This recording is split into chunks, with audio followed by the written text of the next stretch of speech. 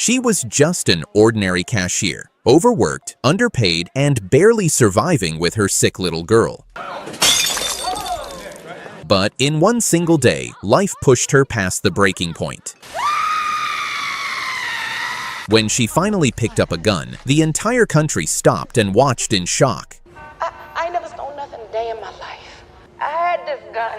How did a struggling mother go from begging for $40 to becoming the most feared woman in America? Every fucking thing I do it myself. Janiyah woke up at 6 a.m. in her dingy, untidy apartment. She's a single mother raising a sick daughter named Aria. I'm old enough to bathe myself. I don't want you to fall and hurt yourself.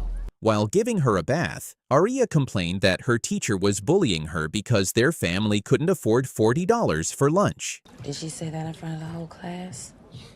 Even though Janiyah was struggling to make ends meet, she gave her last bit of change to a disabled alcoholic. She somehow found the money to help him. Oh, so you can give him money, but you can't pay me my rent. Yet she couldn't even pay her own rent. Now she had until 10 a.m. to pay up. All your little shit gonna be right out there on the street. After dropping Aria off at school and waving to her surprise teacher, Janiyah rushed to her job at a busy store. You gonna help us? Just gotta clock in. The place was packed with angry shoppers, and with one cashier out sick, only 2 registers were open. Janiyah was exhausted and barely moving. She gonna walk her ass up here all slow. One family tried to pay for their groceries with a social security card, but she reminded them that it wasn't allowed. Bitch, I do this all the time. In response, a man angrily threw a glass bottle at her feet. A friend at work sympathized with Janiyah's situation and offered her some money to buy medicine for her daughter. I can't take that from you. Janiyah held on to hope that this difficult period would eventually end. She planned to study to become a nurse and believed things would get better. Suddenly, the school called to accuse her of hitting Aria. I told you how sick she is. In reality, the little girl had simply fallen in the bathroom.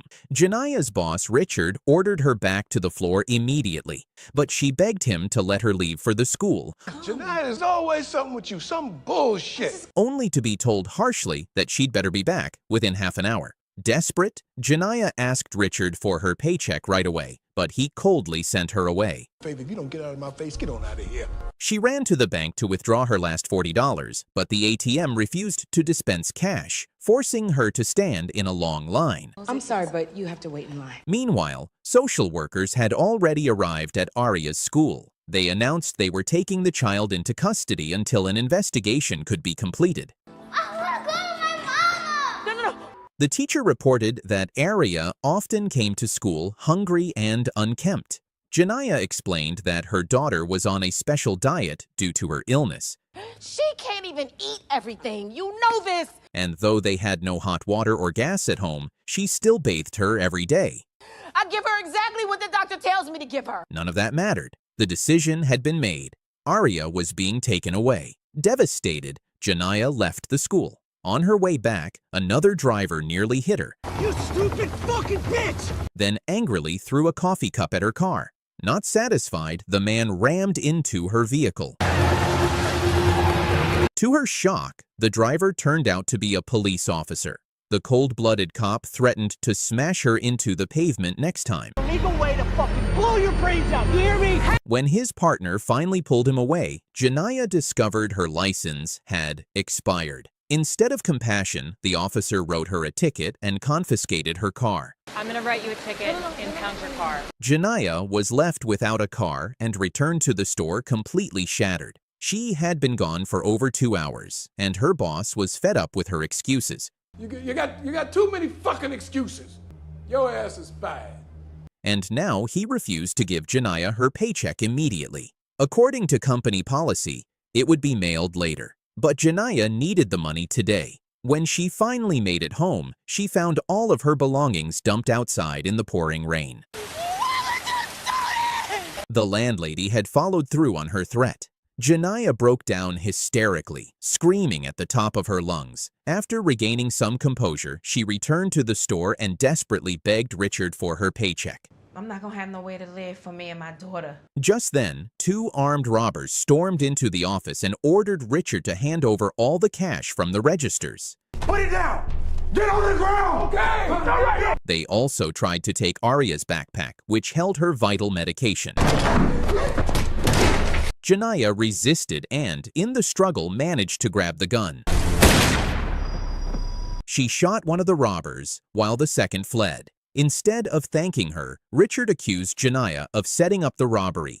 There's been a robbery, and the woman who works for me, she set this up. He called the cops and told them she had orchestrated the entire thing. Furious, Janiyah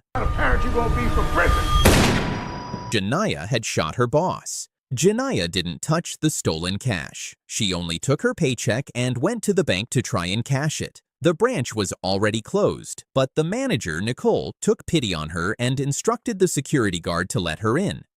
Let her in.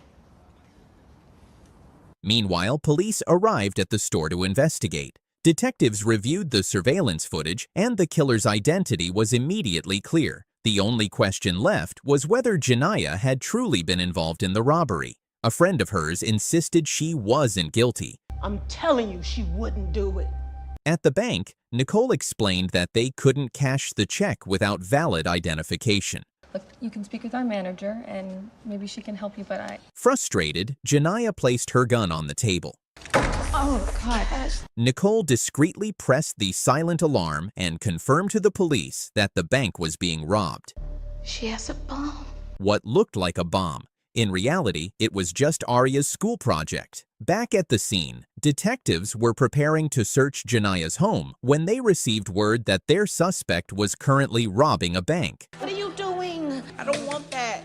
Tellers began pulling stacks of cash from the drawers, even though all Janiyah had asked for was her $500 paycheck. Confused, Janiyah tried to understand why the tellers were panicking. Excuse me? Yes. I don't know what's wrong with her. Can you please? But by then, the bank had been surrounded by police cars. One frightened customer attempted to grab her gun.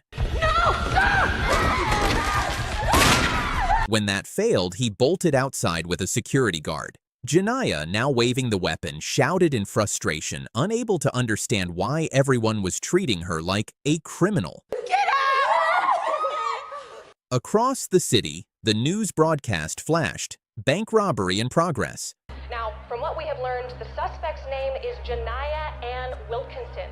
The report warned that the suspect was a dangerous criminal who had already killed 2 people. Detective Raymond volunteered to act as the negotiator. Robbed by a man, set up by a man, she killed a man.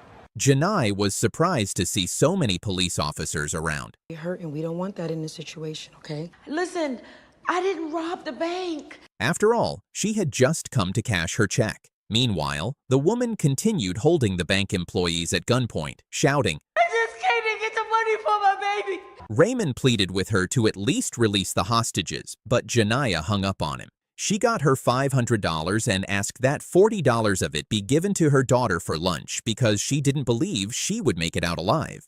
Take it. Please. That aggressive cop would definitely shoot her. Raymond promised her, so Janiyah ordered the blinds to be closed and began thinking about what to do next. The elderly men in the bank were furious with the robber, insisting they'd do anything just to avoid working. I am a veteran. We fought long and hard for y'all to have all these freedoms, and look at the thanks we get. The couple who had been stuck inside gave up on her and simply walked out. After that, Janiyah ordered the doors locked. Suddenly, the fake bomb started beeping. The police outside were waiting for the bomb squad to arrive. But before they got there, Janiyah deactivated the device, and everyone inside let out a sigh of relief. Janiyah began telling Raymond about her difficult life. I never stole nothing a day in my life. How she had lost her job and her home. Meanwhile, the cashier secretly live-streamed her confession on her phone. I told you I wasn't robbing this bank. Which was how the entire country learned her story. I can't come out there and let them shoot me. No one is gonna shoot you. The woman also admitted she was terrified of the aggressive cop. Said if he sees me again, he's gonna blow my brains out.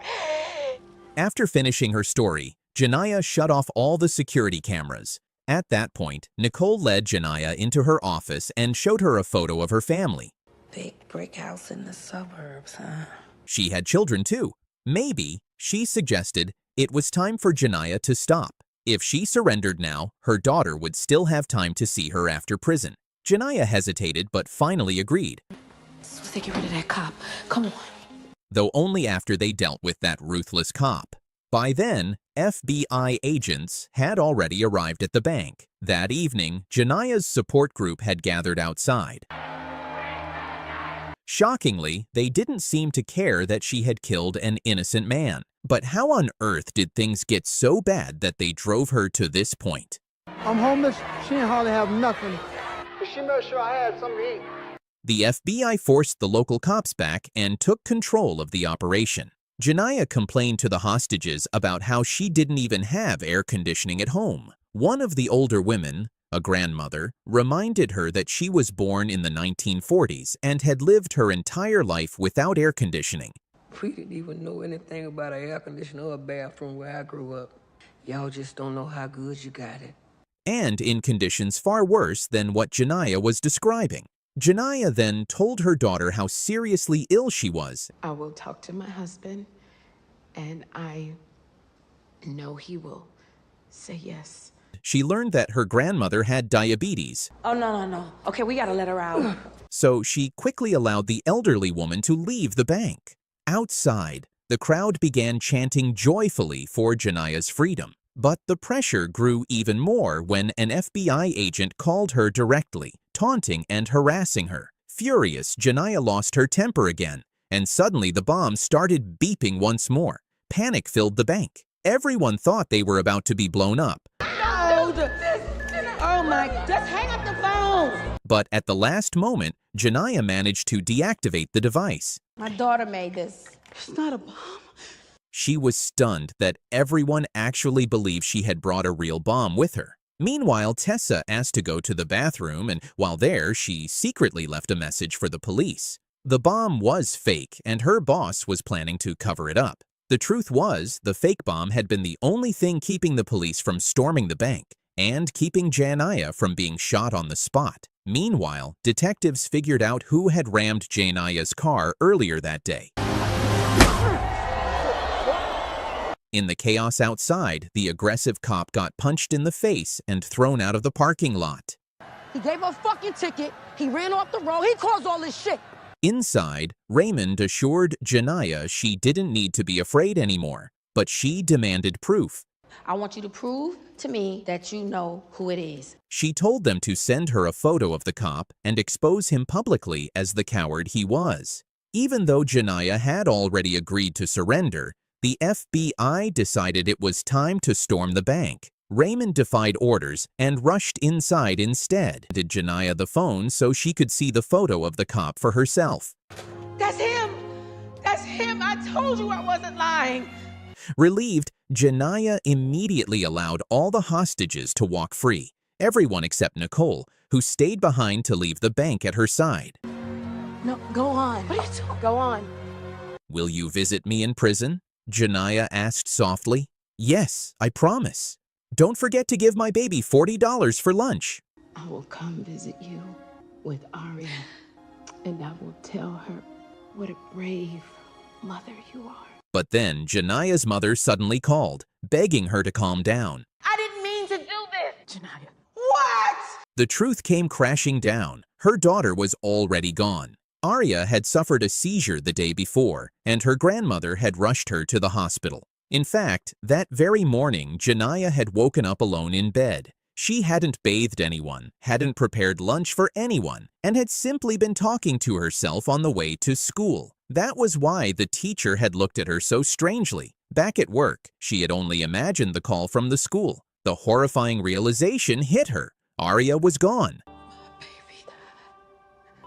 I know. She died last night. At that exact moment, SWAT stormed the building. They ordered Janiyah to put her hands up, and seconds later, opened fire. The officers dragged Nicole out of the way and surrounded Janiyah's lifeless body. But then, it shifted again. It wasn't real. It was just another one of Janiah's fractured fantasies. In reality, the bank manager convinced her to step outside and surrender peacefully. As she was led away, the crowd outside applauded her.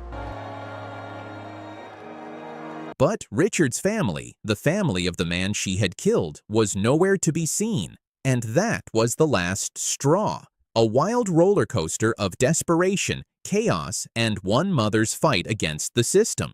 If you enjoyed this recap and want more crazy and jaw-dropping movie stories told just like this, don't forget to hit that subscribe button, drop a like, and ring the bell so you never miss the next one.